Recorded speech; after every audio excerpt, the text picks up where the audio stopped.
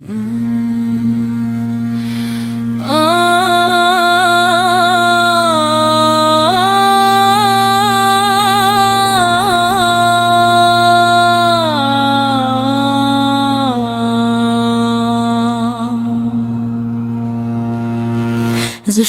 е слънцето, ако не грее над българската хубава земя? Защо е вятър, ако не пее в разцъфналите пролетни жита? Не искам чуждо слънце да ме грее,